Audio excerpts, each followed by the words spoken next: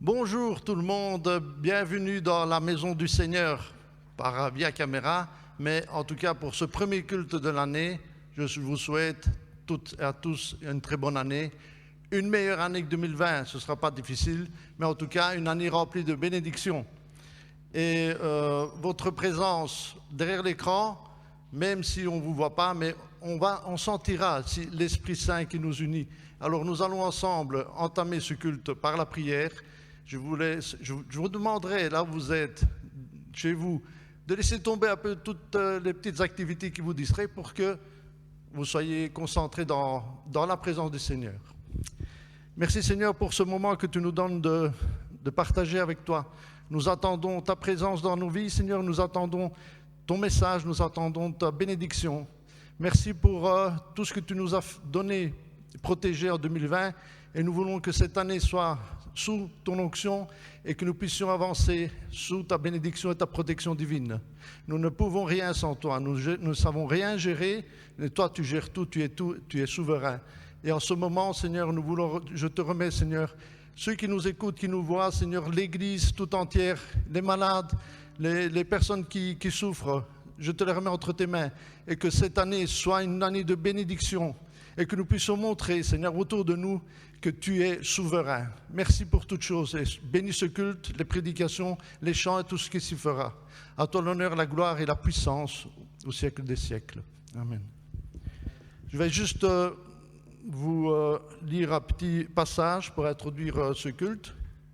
Ce passage se trouve dans Psaume 33, verset 18. Il dit « Voici l'œil de l'Éternel est sur ceux qui le craignent, sur ceux qui espèrent en sa bonté, afin d'arracher leur âme à la mort et de les faire vivre au milieu de la famine. Notre âme espère en l'Éternel, il est notre secours et notre bouclier, car notre cœur met en lui sa joie, car nous avons confiance en son saint nom. Éternel, que ta grâce soit sur nous comme nous espérons en toi. Dieu seul est notre espoir. Et nous sommes certains que ce matin, ce premier culte de l'année va nous bénir et nous allons chanter ensemble. Réjouissez-vous derrière l'écran, chantez également, oui, augmentez le son, le volume de votre tablette, TV ou autre moyen. Que Dieu soit loué. Amen.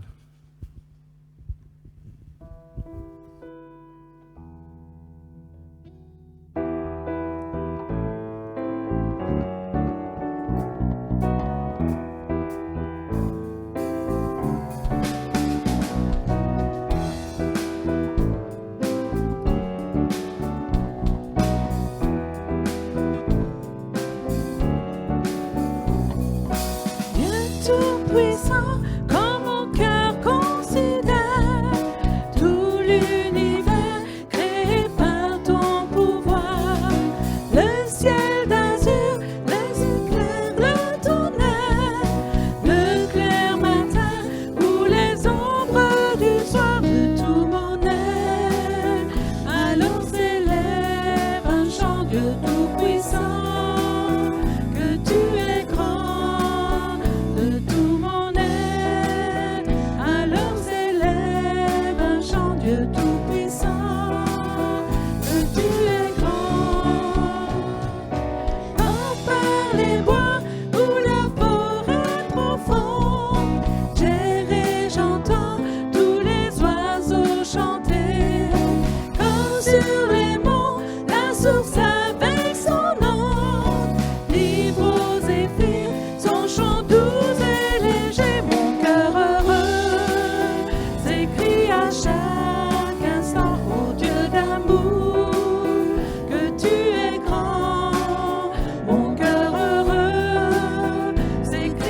Chaque instant, ô Dieu d'amour, que tu es grand.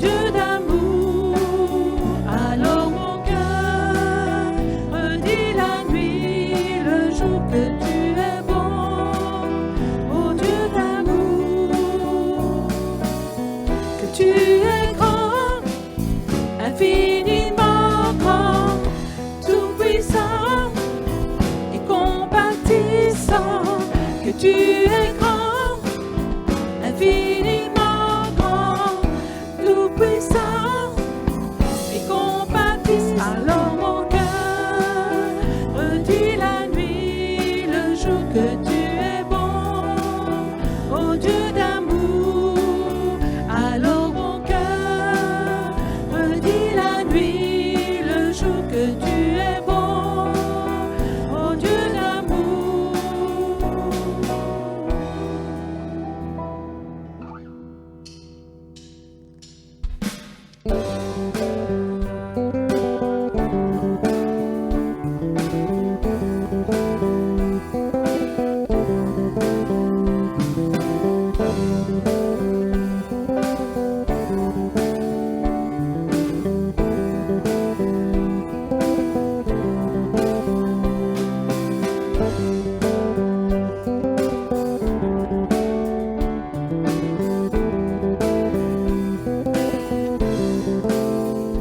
Dieu est puissant, il est juste et grand, il peut tout accomplir. Plus grand que nos pensées, plus grand que nos désirs, il a fait de grandes choses. Élevé, il a vaincu la mort. Oui, il vit, mon Dieu est puissant en son nom. J'ai la victoire, le Seigneur, mon Dieu est puissant.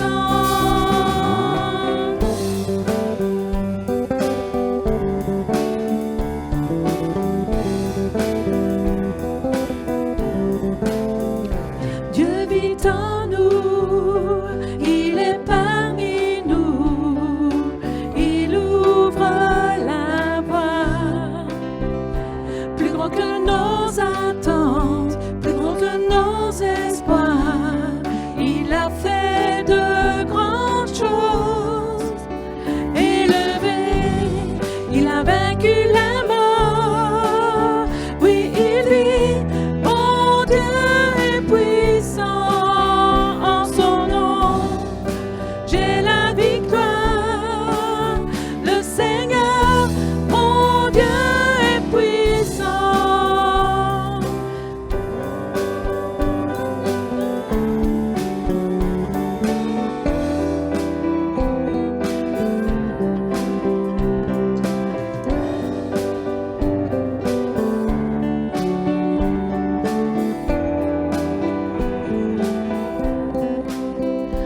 Dieu est ici, sa grâce nous conduit, il ne s'éloigne jamais, il ne s'éloigne jamais.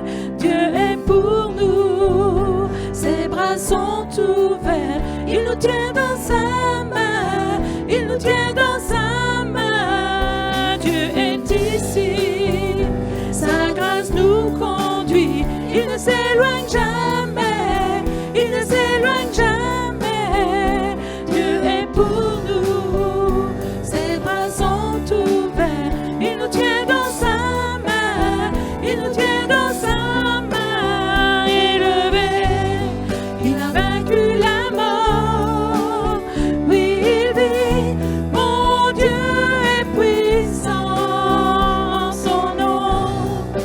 J'ai la victoire, le Seigneur, mon Dieu est puissant. Élevé, élevé, il a vaincu la mort. Oui, il vit, mon Dieu est puissant en son nom. J'ai la victoire, le Seigneur, mon Dieu est puissant. Le Seigneur, mon Dieu est puissant. Le Seigneur, mon Dieu est puissant.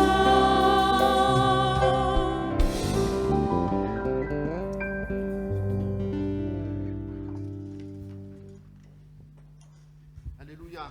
Gloire à Dieu pour ces magnifiques chants. Aujourd'hui, nous sommes également le premier dimanche du mois et comme vous savez, le premier dimanche du mois, nous avons je ne dirais pas l'habitude parce que ce n'est pas une habitude, mais nous faisons habituellement la Sainte Seine. C'est chaque fois un moment différent d'un autre parce que Dieu nous parle de manière différente. Et ce matin, je voudrais vous inviter à préparer, si vous êtes chez vous, votre pain, votre vin, verre de vin, pour partager ensemble ce moment. Je vais introduire cette Sainte Seine en lisant un passage dans Matthieu 26, verset 26, qui dit « Pendant qu'il mangeait, Jésus prit du pain, et après avoir rendu grâce, il le rompit et le donna aux disciples, et en disant « Prenez, mangez, ceci est mon corps. » Alors, ça peut être peut-être des paroles qu'on a l'habitude d'entendre, mais il faut vous imaginer autour d'une table Jésus qui annonce ça, alors que les disciples ne savaient pas exactement ce qui allait se passer. On peut constater que Jésus tenait à ce que ce qu'il a fait sur la croix pour nous ne soit jamais oublié. C'est pour cela qu'il nous demande de le faire en mémoire de lui. Je vais demander à notre sœur Sarah pour prier pour le pain. Seigneur Jésus, je suis heureux ce matin, Seigneur, de prier pour le pain, Seigneur Jésus. Ce geste que tu as fait pour nous, Seigneur, cette croix que tu as donnée pour nous, Seigneur Jésus, ce corps que tu nous as donné, Seigneur. Et ce geste que nous faisons, Seigneur Jésus, pour nous, que tu as fait également avec tes apôtres, Seigneur Jésus, et que nous voulons refaire, Seigneur, que nous faisons, Seigneur Jésus, jusqu'à ce que nous le ferons avec toi au ciel, Seigneur Jésus. Merci pour ce pain, pour ce corps que tu as donné, Seigneur. Je veux te remercier, Seigneur Jésus, et que vraiment, Seigneur, ce ne soit pas un rituel, Seigneur, mais que nous puissions vraiment vivre, Seigneur, ce que nous faisons, Seigneur. Prendre la Sainte Seine avec toi, Seigneur Jésus, avec notre Église, avec toutes les personnes qui nous regardent. Que le Seigneur vous bénisse et que le Seigneur nous bénisse, chacun de nous. Amen. Amen. Amen. Donc, comme c'est souvent annoncé, chaque fois annoncé, si vous êtes passé par le baptême et vous avez reconnu Jésus comme votre personnel sauveur, je vous invite à prendre le pain en son souvenir.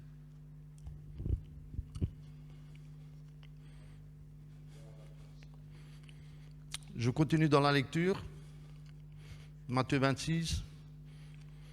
Il prit ensuite une coupe et après avoir rendu grâce, il la leur donna en disant « Buvez-en tous, car ceci est mon sang, le sang de l'Alliance, qui est répandu pour plusieurs pour la rémission des péchés. » Et il continue encore en disant « Je vous le dis, je ne boirai plus désormais de ce fruit de la vigne jusqu'au jour où j'en boirai du nouveau avec vous dans le royaume de mon Père. » Je demande à notre frère David de prier pour le vin.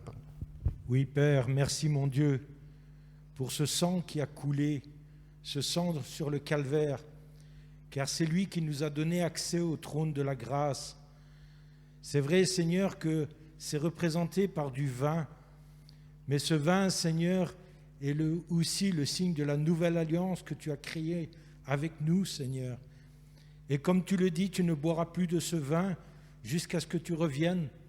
Et nous nous réjouissons bientôt d'être avec toi aussi pour pouvoir partager ces emblèmes, Seigneur, que tu nous as donnés.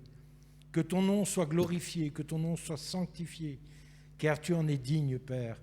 Béni soit ton saint nom, Père. Amen.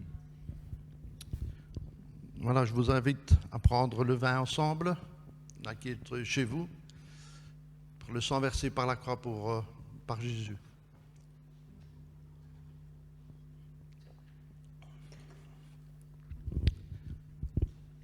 Et il cite aussi dans le verset 30, « Après avoir chanté les cantiques, ils se rendirent à la montagne des Oliviers. » Donc après avoir partagé cette scène avec ses disciples, ils chantaient des cantiques. Donc nous allons ensemble chanter le chant suivant.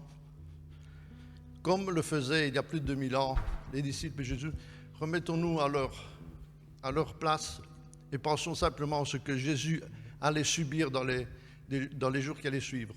Amen.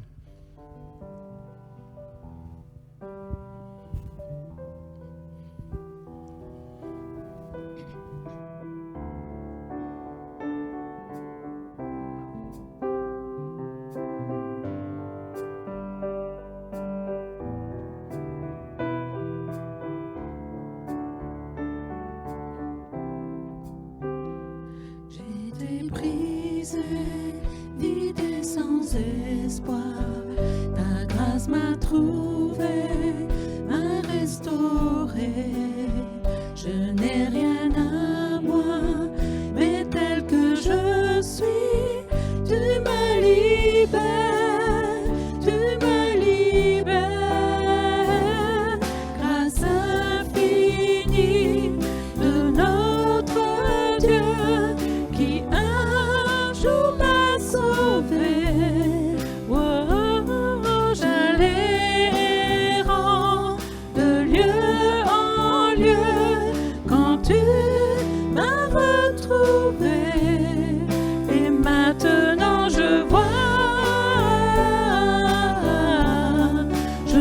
l'amour, la grâce dans tes yeux, donnant ta vie pour moi, me ramenant de la mort à la vie.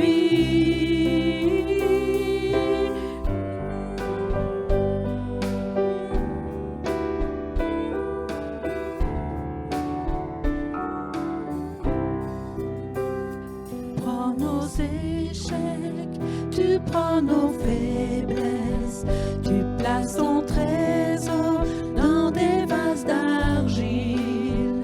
Oh, prends mon cœur, Père, je veux te servir pour que tous voient ta vie en moi.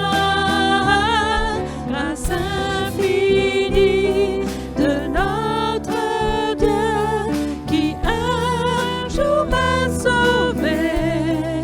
Oh, j'allais errant de lieu en lieu quand tu m'as retrouvé. Et maintenant je vois l'amour, la grâce dans tes yeux, donnant ta vie pour moi, me ramenant de la mort à la vie.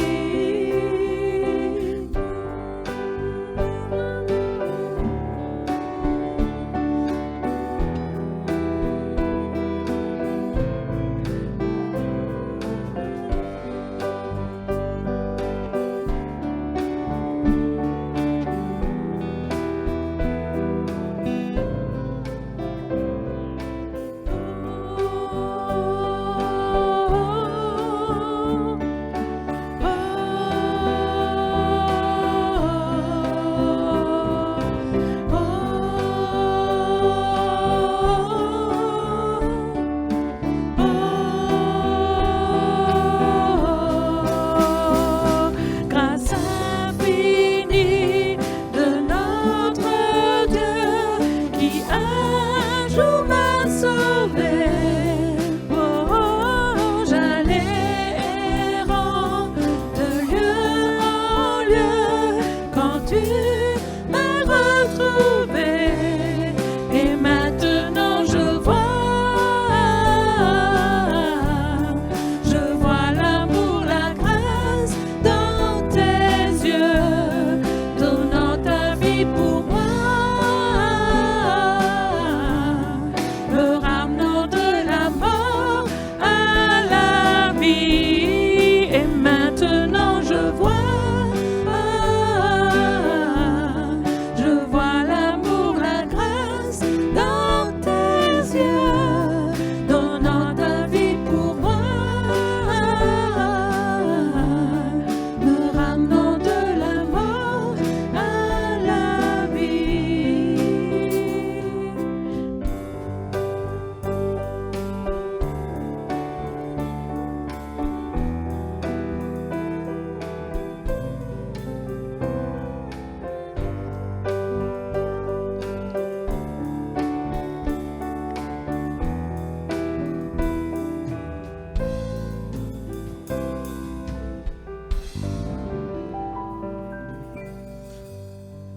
Pendant que le piano va continuer de jouer cette mélodie à la louange de notre Seigneur, je vais vous demander d'entrer dans un moment de prière pour notamment les besoins qu'il y a dans l'Église. Chacun connaît peut-être une personne qui souffre, qui est malade, quelqu'un qui a besoin d'encouragement, malgré nous avons passé le réveillon, nouvel an, avec peut-être peu de personnes, sûrement peu de personnes avec nous à côté, qu'on n'a pas pu fêter comme on le fait d'habitude.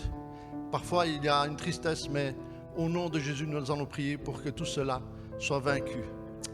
Seigneur, je te remets, Seigneur, ce moment entre tes mains, ces personnes qui sont là devant leur écran, qui souffrent, qui sont malades, qui ont du mal à remonter le moral parce que nous vivons une période difficile d'isolement. En ce moment, je te demande par ton Saint-Esprit d'intervenir. Tu seras l'unique sauveur de ce monde parce que nous ne pouvons rien sans toi. Et je sais que là, par ton Saint-Esprit, tu vas les toucher. Tu vas les joindre des personnes qui souffrent et qui sont là, qui ont besoin de toi et qui crient « Seigneur, Seigneur, aide-moi ». Tu as été fidèle depuis le premier jour jusqu'à ce jour et tu le seras encore davantage dans les jours et semaines à venir. Je te demande, Seigneur, de mettre du baume dans nos cœurs. Que cette année, Seigneur, nous puissions nous réjouir ensemble et qu'en présentiel, nous pourrons te louer parce que c'est ta volonté que nous ayons une communion fraternelle également, Seigneur. Merci parce que tu vas augmenter notre foi par ces moments de difficulté. Tu vas augmenter notre foi. Tout cela parce que tu es notre sauveur, notre protecteur. Je te remets également, Seigneur, les enfants, les jeunes, les ados, les personnes plus âgées dans notre Église, plus vulnérables. Je te demande, Seigneur, de mettre ta coupole sur eux de protection afin que ton Saint-Esprit se manifeste sur chacun d'eux. Nous croyons à un Dieu vivant, sinon nous ne serons pas là. Nous croyons à un Dieu qui est au-dessus de la science. Nous croyons à un Dieu omniscient. Merci Seigneur parce que tu vas bénir chacun de nous et tu vas en ce moment toucher ceux qui nous regardent, ceux qui participent à ce culte et qui ont besoin de toi. Merci de répondre. Je suis conscient et je suis convaincu que ce matin, il y aura des gens touchés par ton Saint-Esprit. Gloire à ton nom, Seigneur. Amen, Père. Donc voilà, ici, ce que une petite parenthèse que j'avais envie de vous partager. Vous entendez depuis quelques semaines que les vaccins, on parle de vaccins maintenant, de vaccins qui vont arriver, qui sont là, qu'on va avoir, qui va en bénéficier en premier, qui ne va pas en bénéficier, tout ça, ça va, dans les mois à venir, ça va être d'actualité de plus en plus. Et nous sommes là, transportés d'une information à l'autre, parce que même l'être humain ne connaît pas tout, Dieu seul connaît tout. Et ce que je voulais vous dire, c'est simplement, ce vaccin-là a pour but de quoi? De neutraliser ce virus, de neutraliser et de l'évacuer, de le faire mourir. Pourquoi? Afin que nous puissions être protégés, afin qu'il ne nous détruise pas notre corps. Et ce que je voulais faire en parallèle, c'est vous dire, cette année 2021, soyez sous l'onction du Saint-Esprit. Je vous dis ça pas parce que c'est quelque chose de facile à dire, c'est parce que je suis convaincu qu'on doit être sous l'onction du Saint-Esprit cette année.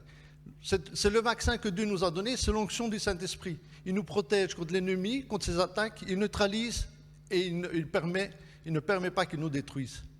Donc, je vous invite chacun de vous à réfléchir. Cette année, c'est une année où on doit être sous le Saint-Esprit. Nous ne savons pas ce qui va se passer. On s'est dit bonne année comme chaque année. Peut-être cette année, ça ne peut plus prononcer, mais sachez que Dieu est souverain.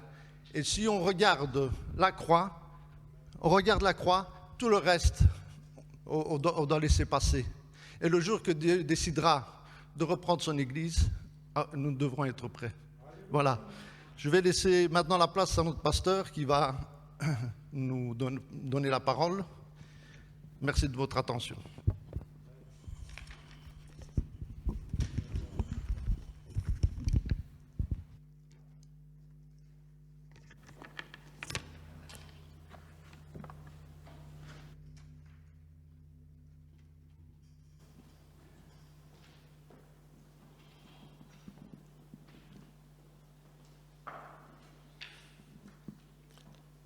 Voilà, merci en tout cas à Angelo, l'équipe de louanges, pour la première partie de ce culte et combien nous avons réalisé que Dieu est là.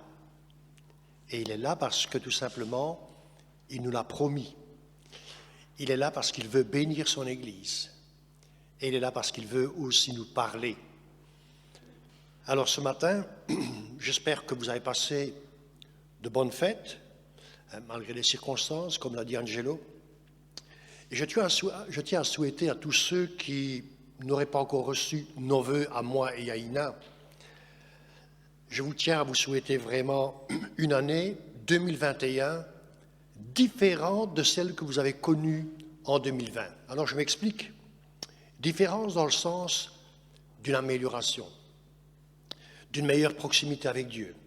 Et comme l'a dit Angelo, une année où l'onction de Dieu va nous conduire, nous instruire. La Bible dit que ceux qui sont sous l'onction, il n'y a pas besoin que quelqu'un leur dise ce qu'ils doivent faire. Et combien c'est important que nous soyons sous cette onction pendant cette année 2021. Et que ce soit une année où nous pourrons finalement vivre la communion fraternelle, les réunions comme nous avions l'habitude de les connaître. Mais même si ça devait encore durer, rien n'empêchera l'Église de continuer son ministère, d'avancer et pour nous de prêcher la bonne nouvelle. Parlant avec des amis serviteurs de Dieu cette semaine, quelques-uns me disaient que cette pandémie a eu des conséquences désastreuses sur le plan spirituel chez beaucoup de chrétiens. Et certains sont désorientés, ils sont comme assommés par la surinformation et les messages de peur qui ont été véhiculés. D'autres se sont investis dans des activités telles qu'ils ont absorbé tout le temps de communion qu'ils avaient avec Dieu auparavant, et ça a été remplacé. Et puis d'autres encore ont abandonné la foi, découragés par les épreuves. Alors cette pandémie ne serait-elle pas déjà un test de notre solidité spirituelle et de notre réelle communion avec Dieu? Je me pose cette question et nous devons la poser chacun pour soi-même. Alors à quoi est-ce qu'on doit s'attendre pour cette année 2021? Vous savez, chaque année est unique et elle nous réserve des surprises, et dans ces surprises, il y a le package de Dieu. Et quelquefois, dans ces surprises, il y a de très bonnes choses qui nous attendent. Quelquefois, dans ces surprises, il y a aussi des choses où il y a l'épreuve qui nous attend. Mais j'espère que cette année sera une année bonne et agréable pour chacun. Car nous aurons encore des combats à mener, des victoires à remporter et des bonnes œuvres préparées d'avance par le Seigneur à découvrir. Amen. Alors, je souhaite à tous de préparer vos cœurs et vos vies pour le plus grand événement qui est sur le point de venir après sa naissance. Et c'est quoi? Il y a eu la naissance, la mort et la résurrection de Jésus, notre Pâques, mais c'est celui de son retour. Et vous savez que son retour est imminent. Nous en parlerons plus tard. La semaine dernière, nous avons entendu un excellent message du pasteur Didier Roquin sur le bon samaritain et sur le fait que finalement deux types de christianité se distinguent. D'un côté, ceux qui ont la foi, mais une foi non agissante, une foi centrée sur les traditions, sur les rites, sur la religiosité, et qui malheureusement composent une grande majorité du monde chrétien. Et d'un autre côté, les chrétiens qui ont développé l'esprit et la mentalité du bon samaritain, et qui ont la mentalité et l'esprit d'entendre le cri de désespoir des malheureux qui sont au bord de la route. Et des gens au bord de la route, vous en connaissez dans votre quartier, vous en connaissez peut-être sur le lieu de travail où vous êtes, vous en connaissez partout. Alors que Dieu nous aide à entendre ces cris et à entrer dans l'action. Il y a quelques semaines déjà, j'avais abordé le thème suivant, connaître le son de la trompette. Pour ceux qui ont suivi les cours, les réunions, vous vous souvenez certainement. Et dans ma deuxième réunion sur le sujet, j'avais conclu en disant que Dieu nous avait enrôlés dans son armée et qui nous demandait de nous revêtir de toutes les armes de Dieu afin de résister dans les mauvais jours. Et nous sommes dans ces mauvais jours. Jésus, durant son ministère terrestre, a parlé à plusieurs reprises du vaste sujet de son retour, en utilisant des paraboles, en répondant aux questions que lui posaient ses disciples, et en annonçant le thème général du royaume de Dieu dans ses prédications. Et c'est ce qui devrait nous préoccuper aujourd'hui. Et durant toute cette nouvelle année, comment chercher le royaume de Dieu et sa justice? Comment nous préparer à son retour? Comment employer notre temps, sachant qu'il défile à toute allure? Pensez que hier, nous étions en 2020 et j'ai l'impression qu'on est déjà en 2021. Alors, avant d'aborder vraiment le sujet principal qui nous intéresse du retour de Christ, j'aimerais reposer quelques bases fondamentales sur la personne de Jésus-Christ. Et c'est lui qui mérite toute notre attention. Alors, vous savez que dans la Bible, Jésus a plusieurs titres. Il a des fonctions multiples. Parce que c'est lui qui, dans les évangiles, va le plus parler de son retour et communiquer cette pensée aux apôtres, qui par la suite vont reprendre le sujet, notamment les apôtres Paul, Pierre et Jean, et qui vont aller plus en profondeur. Ils vont prendre un zoom, une loupe, et ils vont détailler tout ce que Jésus a enseigné. Alors Jésus est au centre de l'Évangile, il est au centre des Épîtres. Et ce qu'il dit en rapport à son retour est d'une importance capitale, nous le verrons plus loin. Alors comme je le disais, Jésus a cumulé plusieurs fonctions. Fils de Dieu, Fils de l'homme, il y a plusieurs titres plutôt. Messie, Maître, Prophète, Souverain sacrificateur et Seigneur. Et peut-être dans les évangiles, quand vous lisez les évangiles, vous voyez que très souvent, la plupart du temps d'ailleurs, les deux titres qui reviennent continuellement, c'est Maître ou Seigneur. Pourtant, le plus noble et le premier titre qui est réellement lié à sa personne, c'est Fils de Dieu. Fils de Dieu. Et c'est incontestablement par ce nom-là qu'il se définit en réalité. Dieu descendu du ciel, qui s'est littéralement investi dans une enveloppe humaine pour révéler à l'homme qu'il était près d'eux, Dieu près des hommes. Vous savez, quand l'ange vient se présenter auprès de Marie, et qui est une toute jeune fille à l'époque de cette visitation, il est dit dans Luc, chapitre 1er, versets 30 à 33, « Ne crains pas, Marie, car tu as trouvé grâce devant Dieu. » Nous connaissons tous ce verset.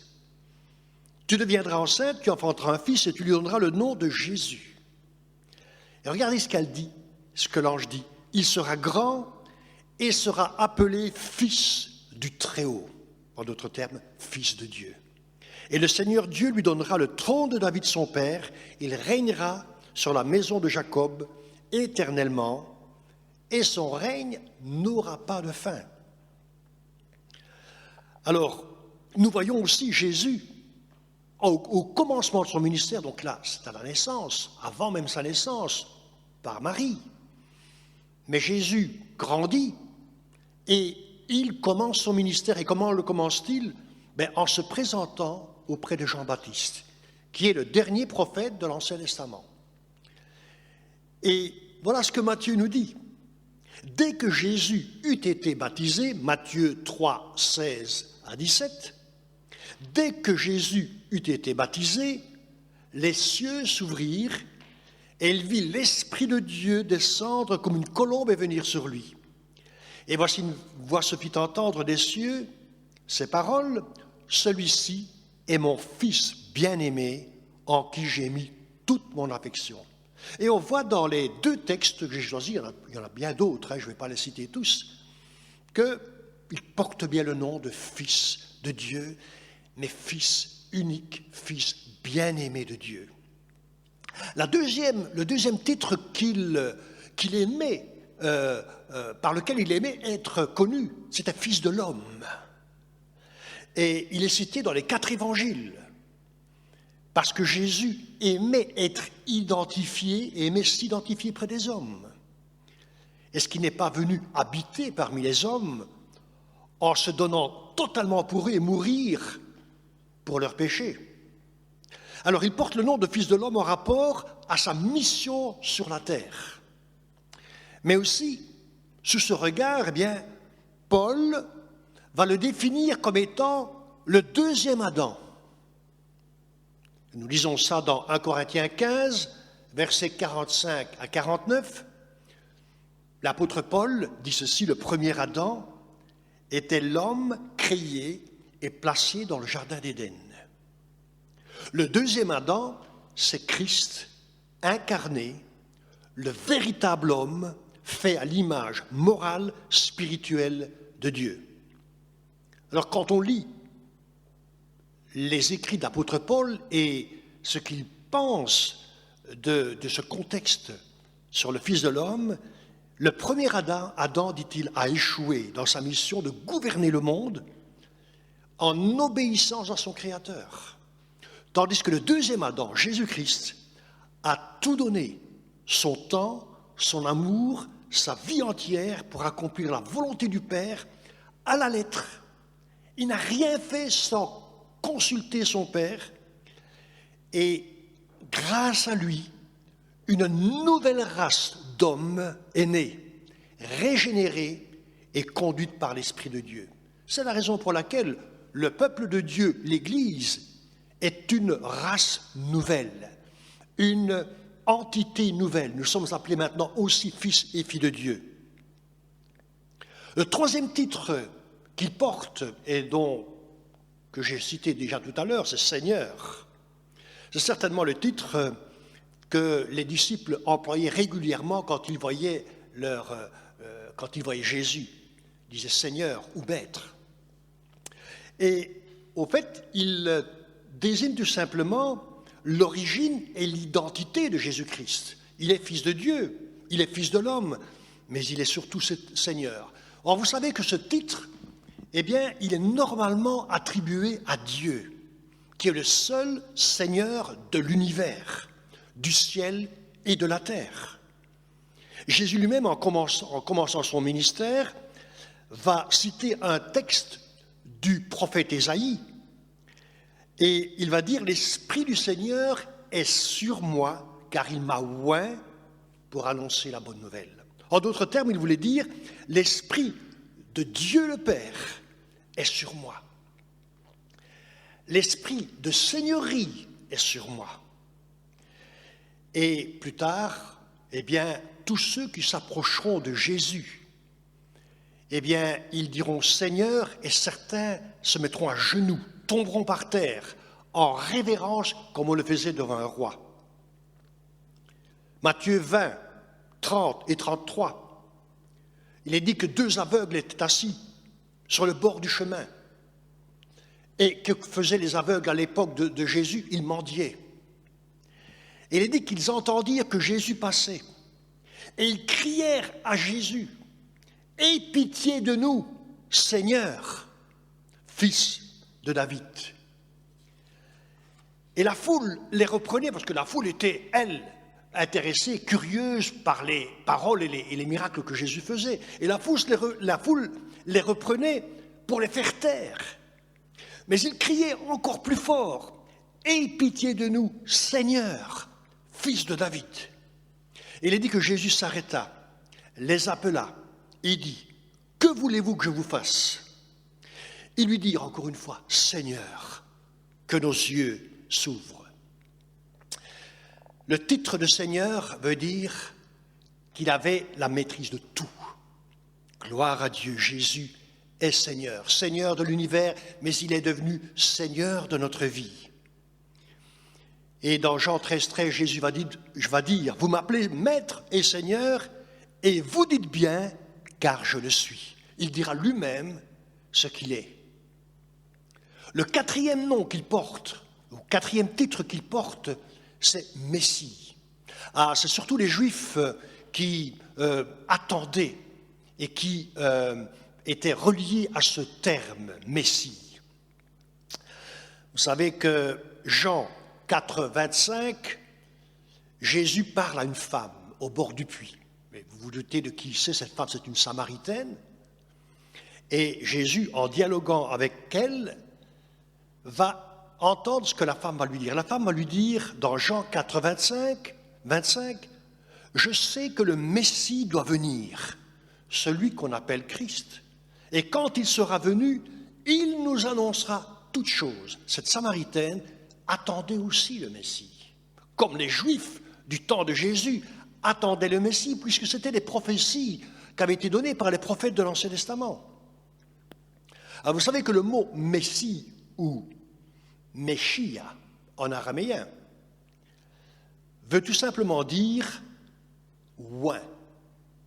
Et le mot grec de Messie, c'est Christ, Christos, qui veut aussi dire oint. Ainsi donc, Messie et Christ, c'est la même chose. C'est quelqu'un qui est oint. Alors j'aimerais vous faire un petit retour en arrière. Les prophètes de l'Ancien Testament ont annoncé qu'un homme issu de la lignée de David amènerait à la fin des temps une ère de paix et de bonheur éternel. C'est pourquoi dans le Nouveau Testament, à plusieurs reprises, le peuple va crier à Jésus, « Fils de David, aie pitié de nous, Fils de David ».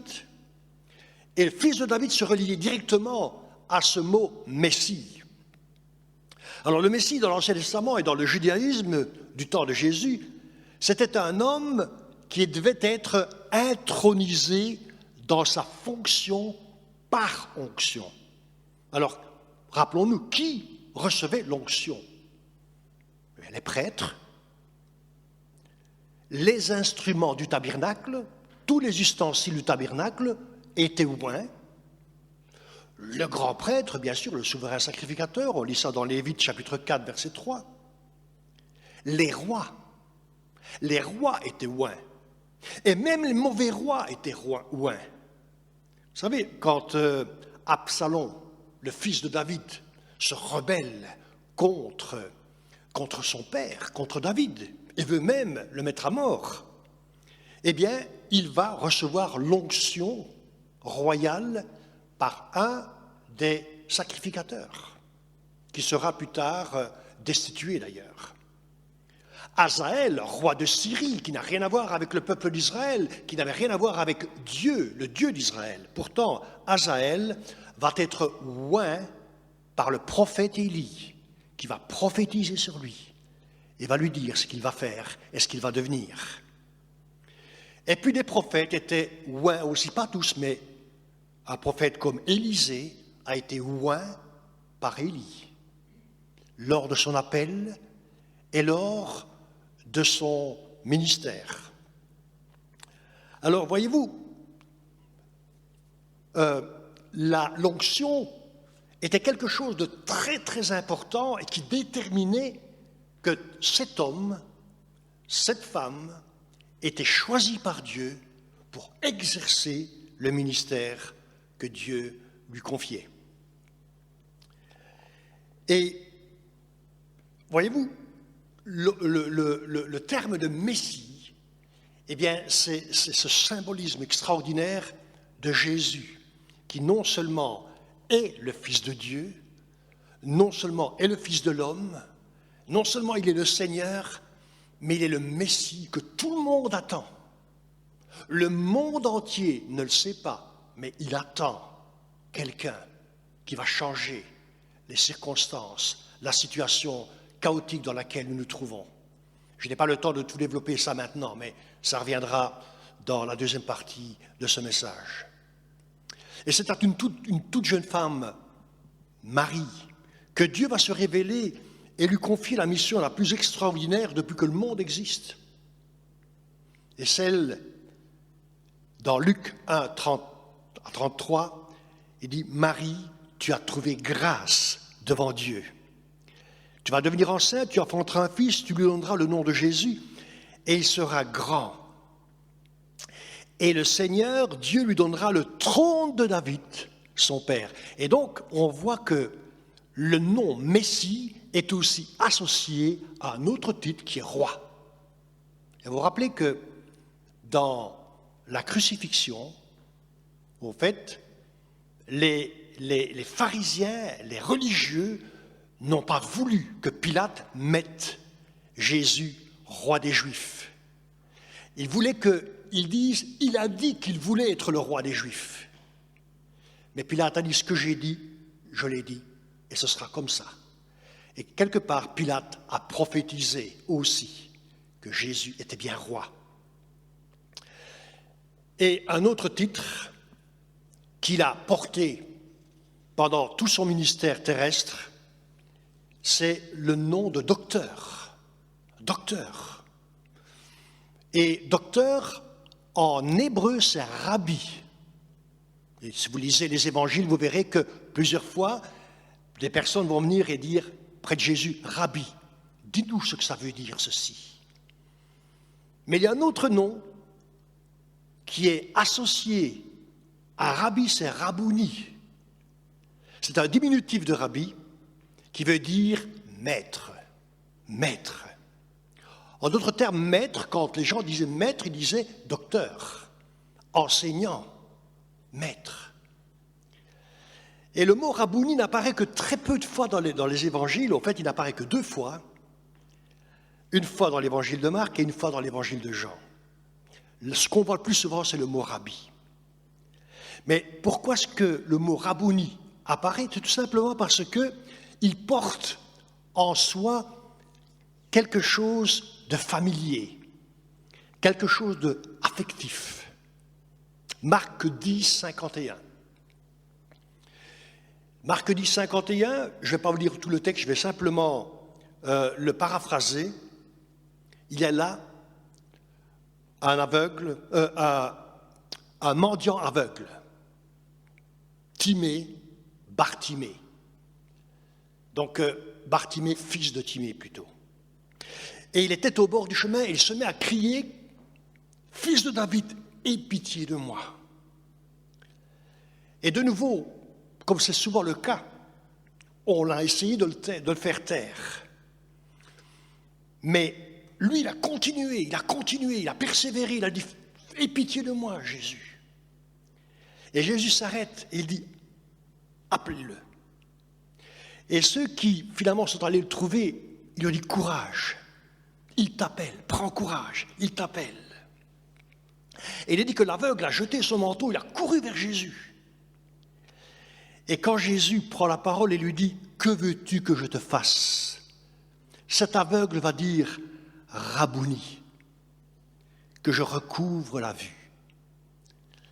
Il avait un amour différent de tous les autres, une proximité qu'il avait développée simplement en entendant parler. Il n'avait pas encore vu Jésus, mais il savait que c'était le seul qui aurait pu lui donner la vue.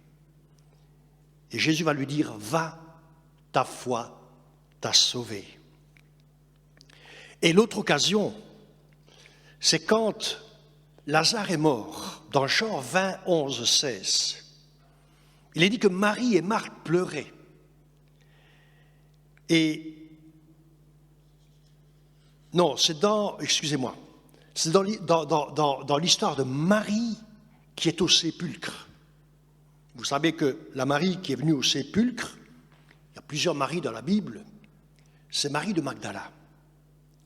Et quand elle est entrée au sépulcre, elle a vu 2 anges qui étaient là, assis près de l'endroit où on avait couché Jésus. Et il est dit qu'il y en a un à la tête et l'autre qui était aux pieds. Et ces anges lui disent « Femme, pourquoi pleures-tu » Et elle répond, elle leur dit « Mais parce qu'on a enlevé mon Seigneur et je ne sais pas où on l'a mis. » Et quand elle se retourne, elle voit un homme qui est debout. Et cet homme lui dit, « Femme, pourquoi pleures-tu? Qui cherches-tu » Il a dit qu'elle, pensant que c'était un jardinier, elle dit, « Seigneur, si c'est toi qui l'as emporté, dis-moi où tu l'as mis, je le prendrai. » Et Jésus lui dit, « Marie ». Et quand elle se retourne, elle lui dit en hébreu, « Rabouni », c'est-à-dire maître. Alors certainement, Marie de Magdala est la femme parmi les disciples les disciples de Jésus qui aimait le plus le Seigneur. Tellement elle s'était rendue compte de ce que Jésus avait fait pour elle. Si vous lisez bien l'histoire de cette femme, c'était une femme qui avait une mauvaise réputation. On l'appelait une femme de mauvaise vie. En d'autres termes, une prostituée. C'était une femme qui avait été délivrée de 7 démons qui la rendaient esclave de ce qu'elle vivait. Et dans toute l'histoire, je n'ai pas le temps de le développer, dans Luc 7, versets 36 à 50, on voit toute l'histoire de comment Jésus va lui dire dans Luc 7, 47, « C'est pourquoi je te dis, en s'adressant à cette femme, ses nombreux péchés ont été pardonnés, car elle a beaucoup aimé, mais celui à qui on pardonne peu, aime peu. » Et il va dire à Marie, « Tes péchés sont pardonnés. » Et ceux qui étaient à table avec Jésus vont commencer à discuter et dire, « Mais qui est celui qui peut pardonner les péchés ?» Mais Jésus ne va pas écouter du tout ce que ces gens vont dire. Il va dire à la femme, « Ta foi t'a sauvée, va en paix. » La proximité de Marie de Magdala envers Jésus lui a fait dire « Rabouni ». On n'entend que 2 fois dans les évangiles. Alors j'aimerais vous dire une chose, c'est que la volonté de Dieu, frères et sœurs, chers amis, c'est qu'en 2021, nous puissions nous rapprocher de Jésus et qu'on puisse nous-mêmes pouvoir dire au Seigneur Jésus, mon Rabouni, mon Maître, mon Seigneur, celui qui va bientôt revenir, celui qui va venir reprendre son Église. Je veux te connaître, je veux entendre ta voix, je veux être près de toi, je ne veux pas être loin de toi quand tu reviendras. Vous savez que pour un juif pieux, religieux, une femme de mauvaise vie était la seule personne inférieure aux publicains. Les publicains, c'était déjà des mauvais.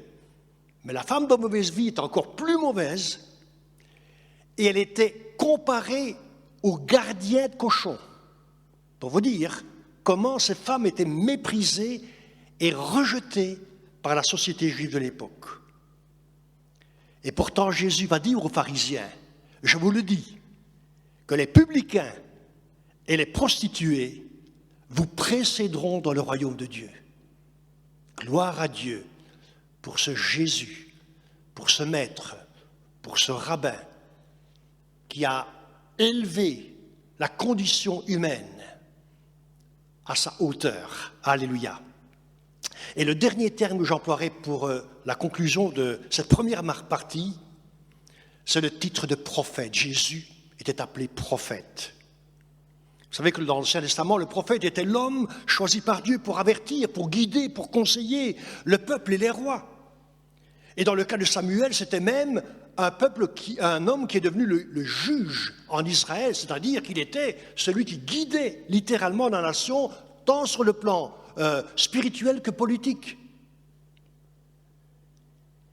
Et l'onction divine était la marque d'authenticité du prophète. C'est Dieu parlait par lui et montrait sa volonté. Et vous savez que les prophètes ont toujours été mal aimés parce qu'ils avaient des messages difficiles à donner, des messages durs quelquefois.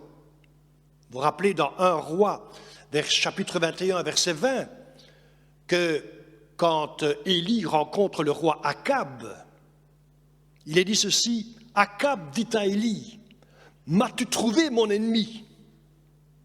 Vous voyez comment il voyait le prophète Élie, c'était son ennemi.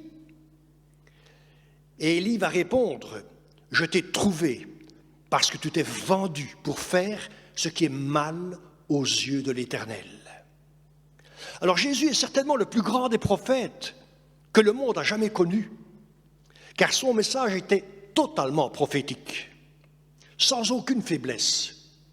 Élie, qui était un grand prophète et qui a été repris vivant au ciel, est un prophète extraordinaire.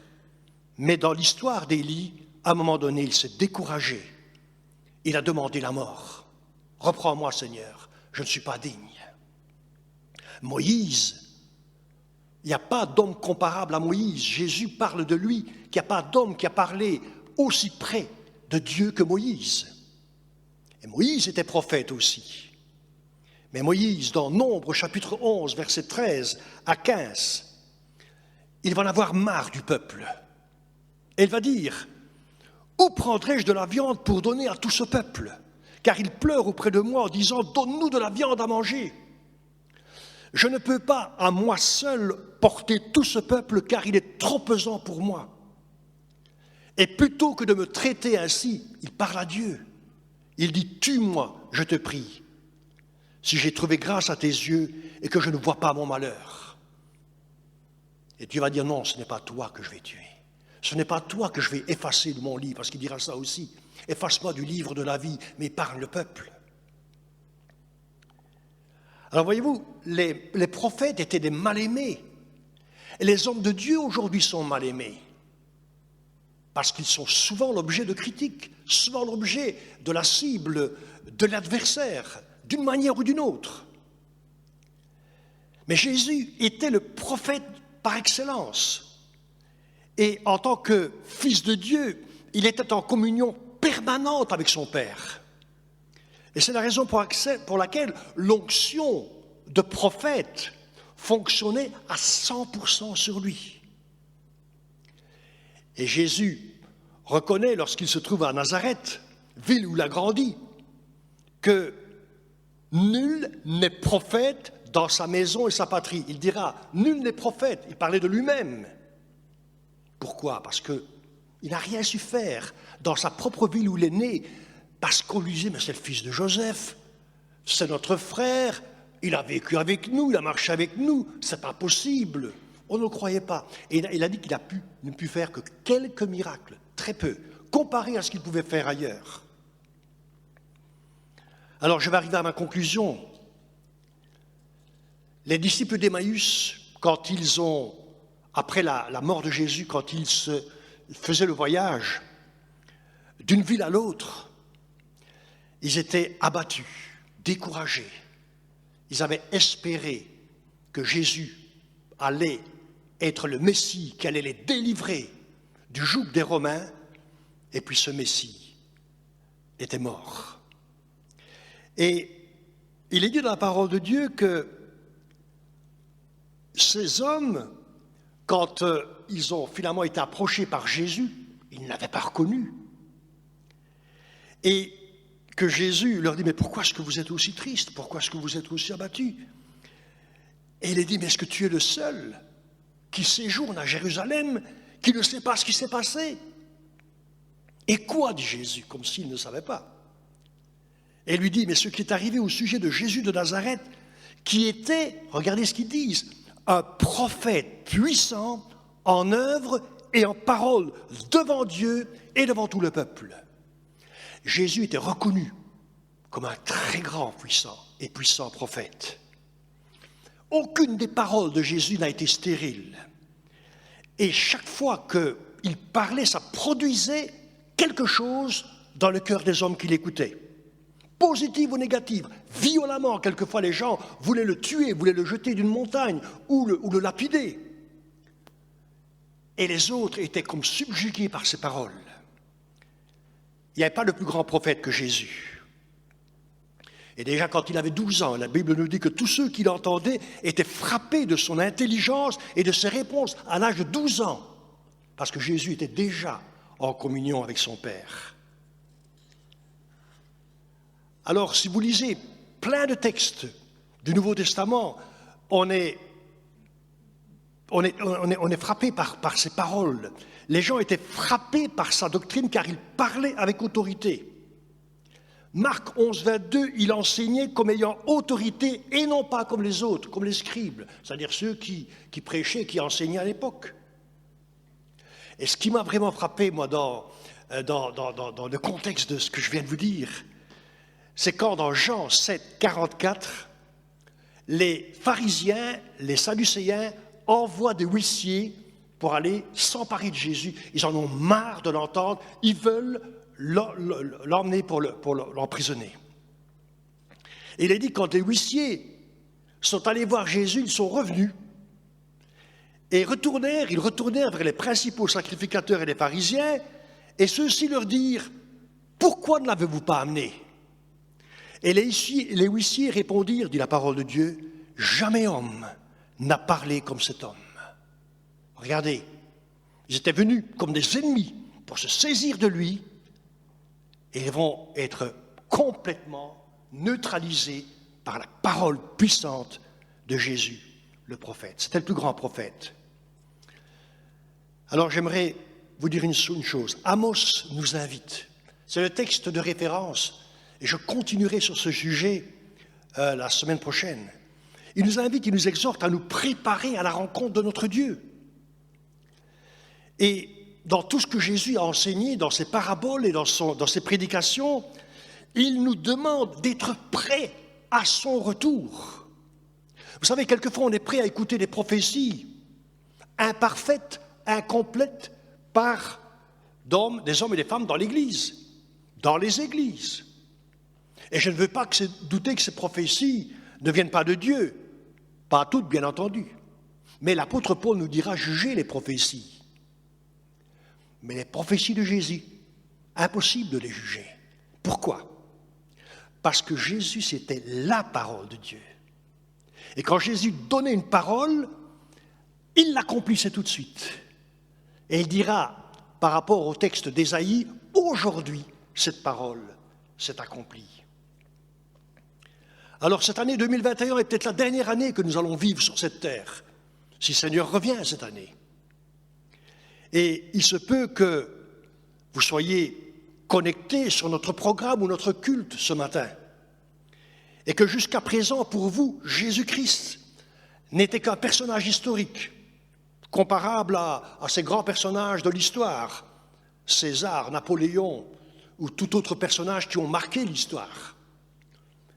J'aimerais vous présenter celui pour lequel il a été écrit dans la Bible, dans le premier Noël, lors du premier Noël, il y a 2000 ans, un sauveur vous est né, qui est appelé le Christ, le sauveur. Un sauveur vous est né. Jésus a changé ma vie, il a changé la vie de millions d'hommes.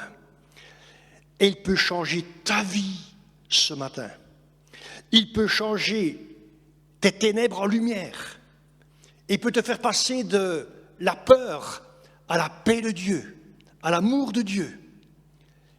Et tu peux découvrir quelqu'un qui va t'ouvrir les yeux sur tes propres péchés et te les pardonner, et te laver, et te faire de toi un homme nouveau.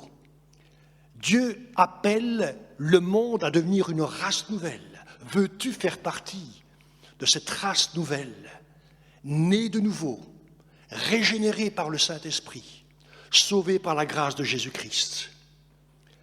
Je termine en disant que Jésus est encore aujourd'hui le sauveur de tous les hommes. Inclinons-nous et prions. Seigneur, merci pour ce que tu es. Merci parce que tu es notre Sauveur, notre Seigneur, le Fils de Dieu. Tu es le Fils de l'homme, le deuxième Adam. Et tu as fait de nous des fils et des filles de Dieu. Tu as fait de nous, Seigneur mon Dieu, des hommes et des femmes transformés par ta grâce, par ta puissance. Tu as mis, Seigneur mon Dieu, l'onction qui était sur toi, tu l'as déversée sur tous ceux qui croiraient en toi. Et en nous baptisant de feu et d'Esprit Saint, Seigneur mon Dieu, tu as déversé ton onction sur nous, sur l'Église, afin que nous allions également porter le beau message de l'Évangile autour de nous, afin que nous aussi, Seigneur, nous puissions communiquer la réalité de qui tu es. Seigneur, qu'en cette année 2021, tu puisses toucher tous les hommes. Que tu puisses toucher, Seigneur mon Dieu, cet homme, cette femme, ce jeune qui, ce matin, en écoutant ce message, Seigneur mon Dieu, se pose la question, qu'est-ce que je dois faire? Et ce matin, Dieu te dit, repens-toi, donne ton cœur à Dieu, viens près de lui. Il est le bon berger qui a donné sa vie pour toi. Il est celui qui pourra t'aider à traverser l'épreuve de la vie en 2021 et qui va pouvoir nourrir ton âme. Seigneur mon Dieu, merci de bénir chaque personne. Merci de bénir l'Église. Et merci de nous aider à nous préparer à la rencontre de ton Dieu. Amen. Amen. La semaine prochaine, donc, nous continuerons sur ce sujet important et nous aborderons plus spécifiquement quelques-unes des prophéties annoncées par Jésus en rapport aux fins dernières. Que Dieu vous bénisse. Je vous souhaite encore une fois une bonne année à tous.